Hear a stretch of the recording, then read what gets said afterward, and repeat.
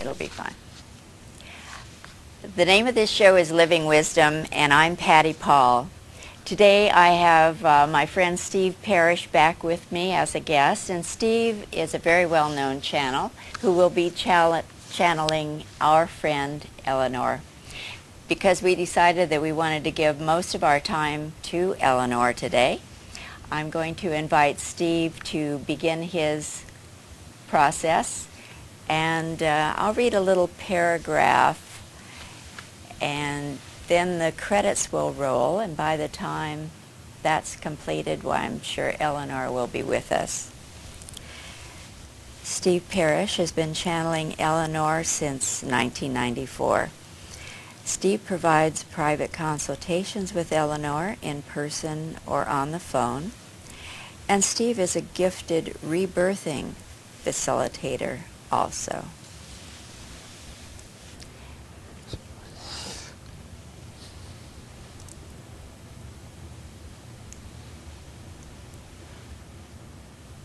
Are you here with us, Elanor? Yes. We were waiting for you.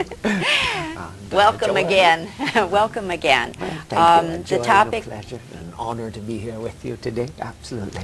Well, it's fun for me. The topic of our show today, as you and I have already discussed, is going to be our spiritual journey. Very broad topic. I'm going to hand you the ball on that one and let you take off with that subject. All right. Well, yes, indeed. A very, very wide and long journey it is as well. In that sense, what we'd like to do is take you on a quickie version, if you will, way back through everything that you know as time and space, and beyond that, beyond what you think of as a physical universe. Way, way, way, way, way back, before there was time, before there was space, before there was an earth in that sense. When one little spark of consciousness decided to take a journey, to go on a grand adventure, an adventure of self-discovery, an adventure of self-awareness, an adventure of awakening, a piece of God, Goddess, all that is, deciding to split off and discover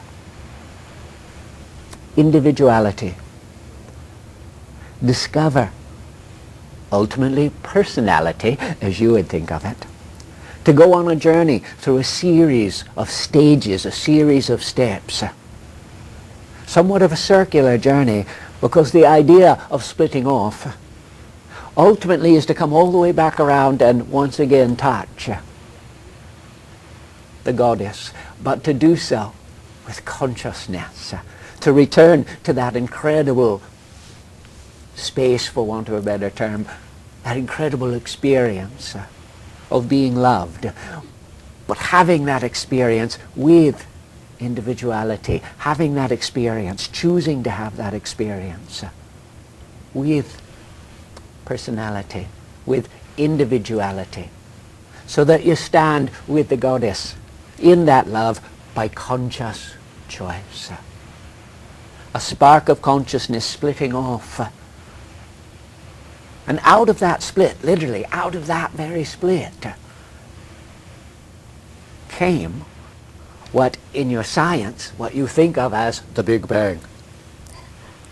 That little spark split off and space, time, that continuum of space and time came into being.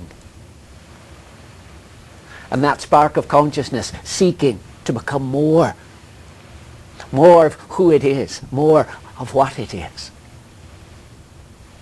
Entering what you think of as a physical universe. Going through a stage of what you would call the mineral kingdom. Rocks, crystals. Crystals being the highest echelon in that sense of the mineral kingdom.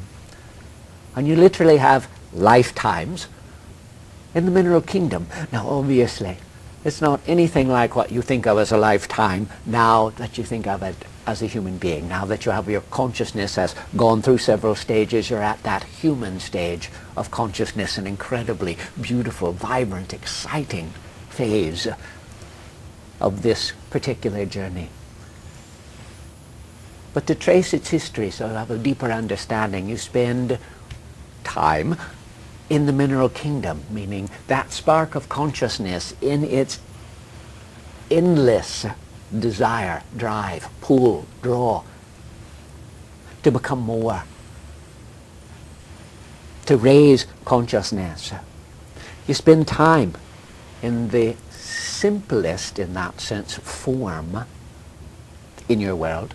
Well, we'd say a rock, yeah, a rock. Mm-hmm. And it's not like the rock has consciousness the way you have consciousness. It has a kind of consciousness. It has energy that it holds. And on the time of a linear time frame, you spend a lot of time as a rock. But again, you have no consciousness of what time is when you're spending time in the mineral kingdom. A lot of it is about learning a tremendous depth of patience, a tremendous willingness to be in the present, something that it would really behoove some of you to go back and reconnect with in that sense, some of your lifetimes that knew that kind of patience. But this spark of consciousness, still wanting to become more, then shifts in that sense, moves to the next phase, that of the plant kingdom. From the plant kingdom, you go to the animal kingdom, and in that sense you may spend several numbers in that sense of lifetimes in the plant kingdom, or maybe just one. It sort of depends on your individual decision along those lines. What do I want to learn by spending time in a plant kingdom? What do I want to learn by spending time in an animal kingdom? And then raising your consciousness to the point of the human being, which is the first place where consciousness is developed enough to reach beyond instinct. And this is very important. In that sense, we've talked before of the concept of chauvinism. And in that sense, we're not talking about chauvinism that is just men not liking women, but the much broader version of that, which is basically principles of reality creating, principles of belief that are based on lack and limitation, that are based on a belief that power is about domination, about power over, only power over. There's only so many pieces of pie, and you have to fight to get yours. And what's different between that shift up into the human kingdom and all the kingdoms that came before is that they're all intrinsically based in chauvinism. And that's not bad. It's how you live in that sense. It's how you survive. The natural world, despite what some people might say, when you look closely at it, it's steeped in chauvinism. It is absolutely a fight-or-flight reality. It is absolutely instinctually based on survival of the individual species in that sense. Even the plant kingdom, when you study it up close, there's constant battles. There's all kinds of really amazing ins and outs that go on there. But what's different? When you get to the place where that little spark of consciousness has gone through the minerals, through the plants, through the animals, and now human being. And once upon a time, in the evolutionary chain, there were what was called human animals, meaning you had the form, Cro-Magnon type people in that sense. You had the form, but you didn't have the consciousness yet to go very far beyond instinct. Just the tiniest steps beyond instinct. You were able to start creating community where you would, in that sense, gather together and you and I would agree to dominate that one over there. And that was considered the first step toward dominion, if you will. 90,000 years ago. There were things happening on your planet. We're not going to detail them, but the bottom line is that primarily you had evolved to a place where your species was human-animal, meaning you had human form, you walked erect, you had basic tool making and that sort of thing, but that spark of consciousness that allowed you to reach beyond purely instinctual driven living needed a booster, if you will. This may be a little out there for some folks, but essentially you got help from the ethers, if you will. There are beings in your universe who looked at what was going on your planet and said, we want to be a part of this. We want to participate. And specifically Syrians, Pleiadians, beings from those realms, came literally to your planet with the conscious choice of participating in this amazing journey of humanity, choosing to leave the form that they had and come here, take on a human form, bring literally their genetics into the program. But both the genetics had a physical sense of coming in and breeding in that sense, taking a human form and interacting with the human animals, but also their vision, their understanding, their light, their information. And they brought it to your world to share, to give as a gift in that sense. Some of them choosing to take physical form and to stay and go through this physical phase of life in that sense of human life.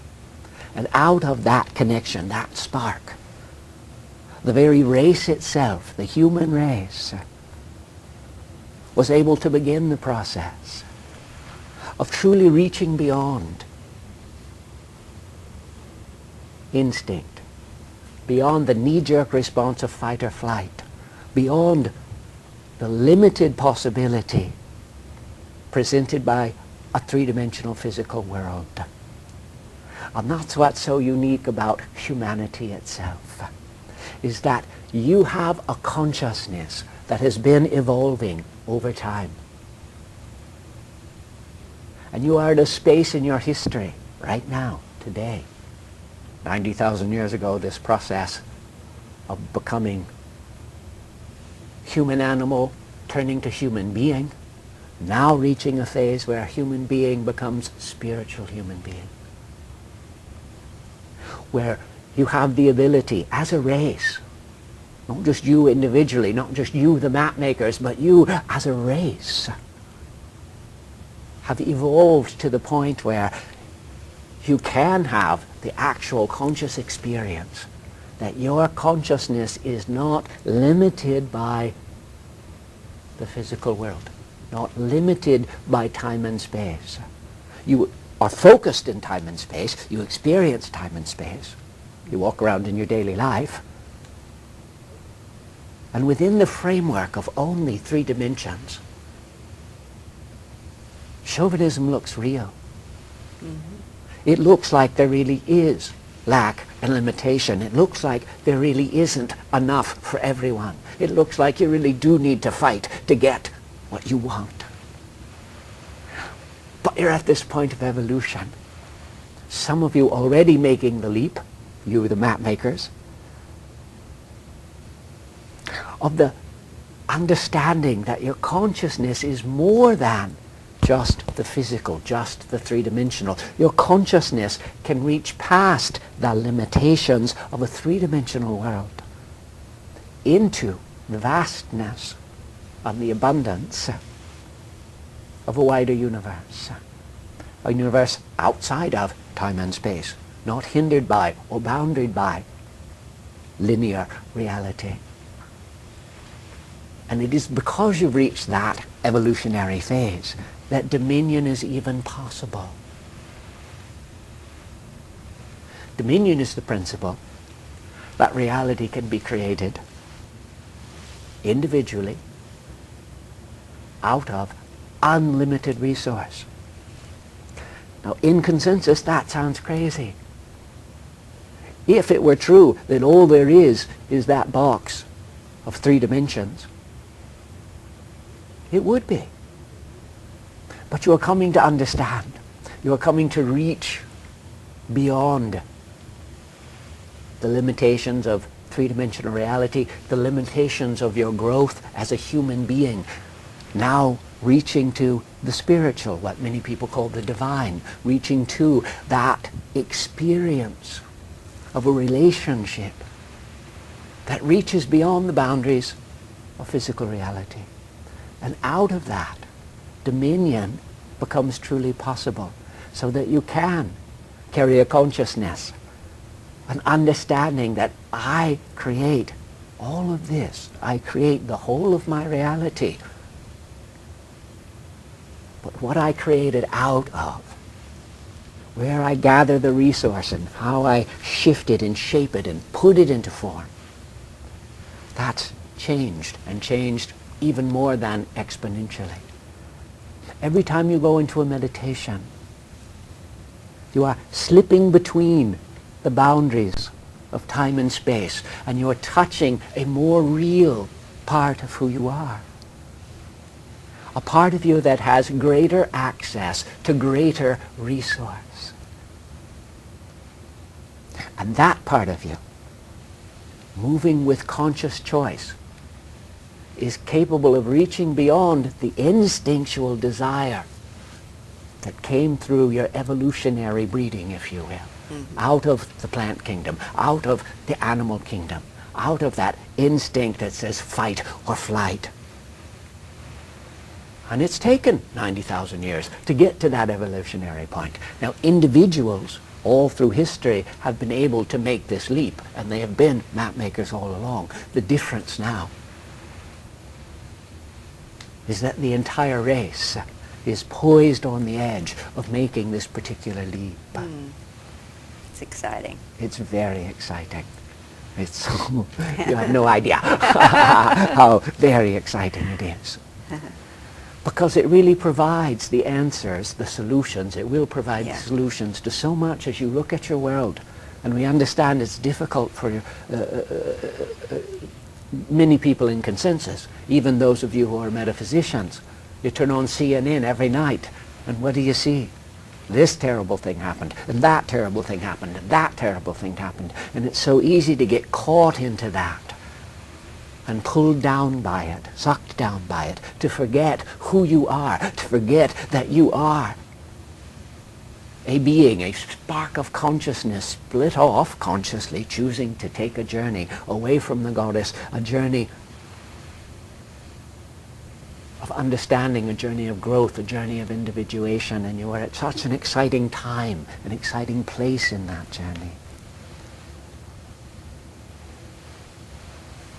And to feel the purpose, the destiny of being able to see that big picture, even when you're sitting in the little picture.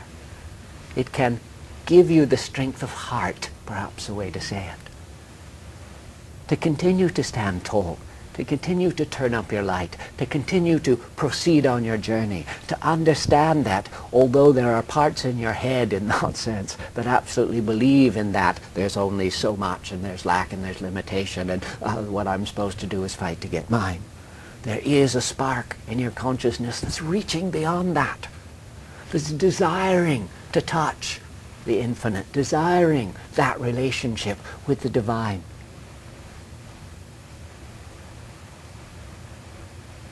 The human journey is poised on the edge of taking a leap in consciousness that will change everything that you know, including your physical world.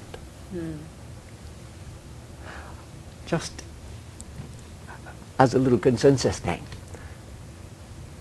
to really, may we do a little experiment? Do we have time to do a short, I haven't gotten any time signal yet, right? So yes, let's do that.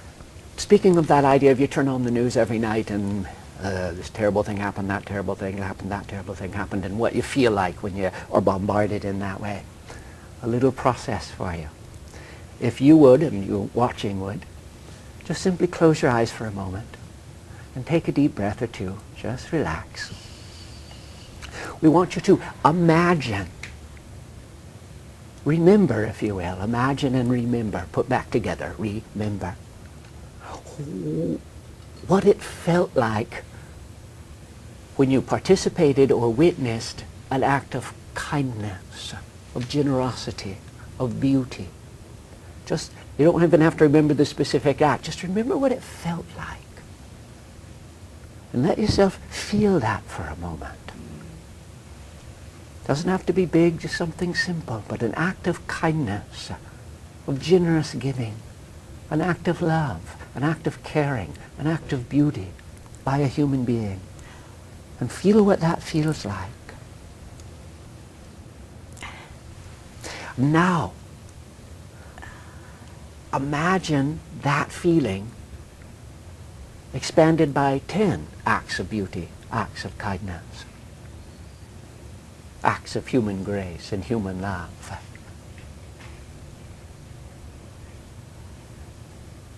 And then what would it feel like if you were witness or participant in 100 such events? Letting it expand, feeling the wonder, feeling the beauty, touching the beauty of human potential, human possibility, human beauty and kindness. And now imagine 1,000. What would that feel like? And then 100,000. And 1,000,000. Almost too much to comprehend. Mm-hmm. You can open your eyes again now. I've got them open right now, just in case the time now, cue comes. all right.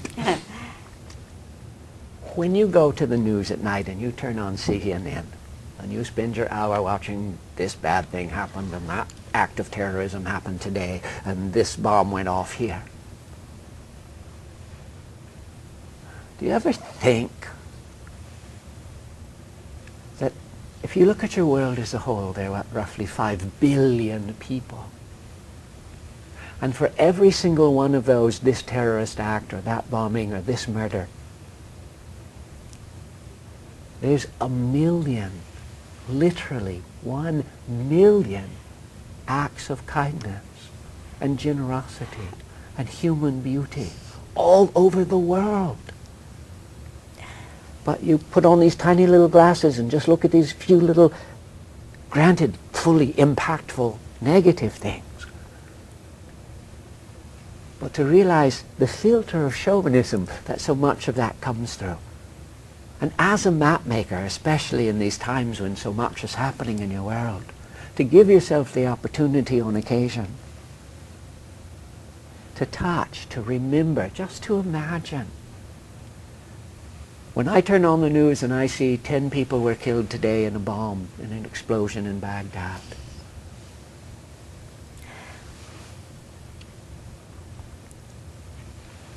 "5 billion people weren't. 5 billion people loved each other today. 5 billion people touched and had intimacy and had interaction. And if that's too big a number to conceive of, just think of the people in your immediate surroundings. Mm-hmm. Just think of the people that you know, especially you, the map makers, who so frequently and consciously go out of their way to bring light to your world. To go past the physical in that sense, to reach out into what is truly unlimited resource, to gather that resource up and to bring it back into your physical world and put it out. You become the lamp. You become the generator. That you reach out and you gather that energy and you bring it in and you give it form. And the beauty of the human is that you love like no other creature in the entirety of your universe. Your willingness, your incredible tenacity, your constant returning to it, despite all the odds, is truly unique and truly beautiful. And you, the map makers are the ones who go first. You are the vanguard of your age. You are the ones who are slipping between the cracks, reaching out to open windows, if you will, of opportunity for true dominion to find grounding inside a physical world that is so intrinsically based in chauvinism. And we would say that truly is the great work. That's what you're about from a human kingdom perspective. Now, on the long journey of that spark of consciousness that went through mineral, went through plant, went through animal, is now moving through human and getting ready to step beyond it.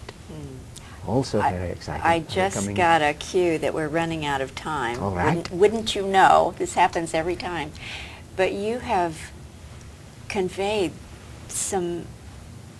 an amazing concept, this idea of watching the news and yet thinking that the bigger picture is that love and compassion and human beings helping each other is more prevalent. Yes, that's amazing. Remind you that the title of the show is Living Wisdom, and the very definition of wisdom is being able to see the small picture and the big picture at the same time, and letting the big picture have more impact by conscious choice.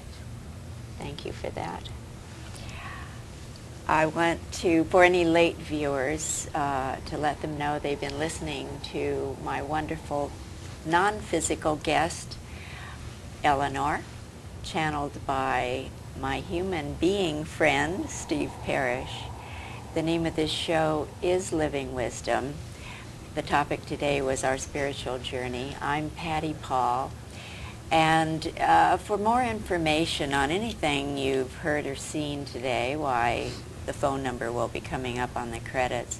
I want to thank the viewers for their attention, and I'm very grateful that so many of you have contacted me.